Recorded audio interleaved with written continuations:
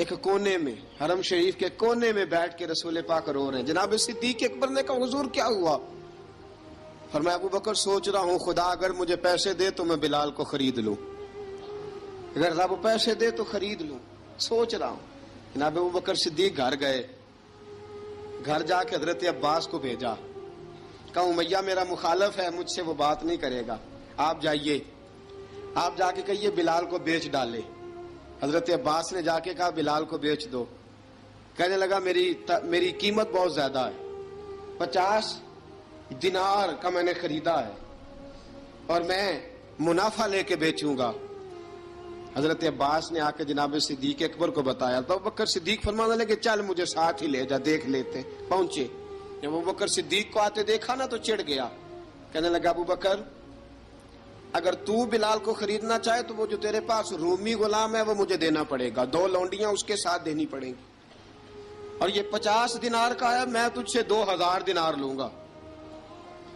50 دینار کا ہے 2000 دینار لوں گا۔ حضرت صدیق اکبر رضی اللہ تعالیٰ عنہ نے فرمایا مجھے منظور ہے،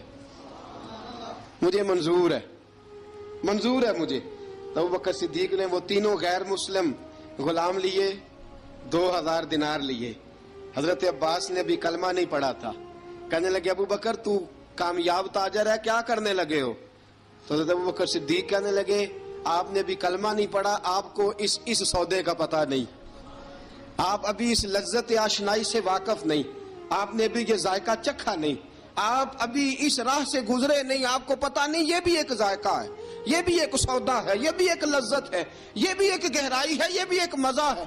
اس کا بھی آپ کو علم نہیں، آپ نے کلمہ نہیں نہ پڑھا۔ محبت کو سمجھنا ہے تو نہ سے خود محبت کر،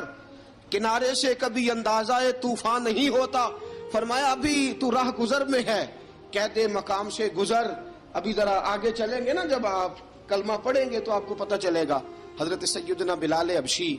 کو لینے کے لیے صدیق اکبر پہنچے، 2000 دینار، 3 غلام پڑھے لکھے سیانے سمجھدار، جب دیے نا تو امیہ کھلکھلا کے ہنسا، کہنے لگا ابو بکر بڑے گھاٹے کا سودا کیا تو نے، ابو بکر تو نے بڑے گھاٹے کا سودا کیا ہے، یہ پڑھا لکھا مجھے دے کے جا رہا ہے اور یہ ان پڑھ تو لے کے جا رہا ہے، یہ خوبصورت رومی غلام دے کے جا رہا ہے اور یہ حبشی کالے رنگ کا تو لے کے جا رہا ہے، اور 50 دینار کا غلام 2000 دینار میں تو لے کے جا رہا ہے، اتنے گھاٹے کا سودا، اتنی بڑی نادانی۔ حضرت جناب سیدنا صدیق اکبر رضی اللہ تعالیٰ کہنے لگے امیہ تو کافر ہے، لیکن تو نے ابھی بھی پیسے تھوڑے مانگے ہیں، تو نے بلال کا رنگ دیکھا ہے، میں نے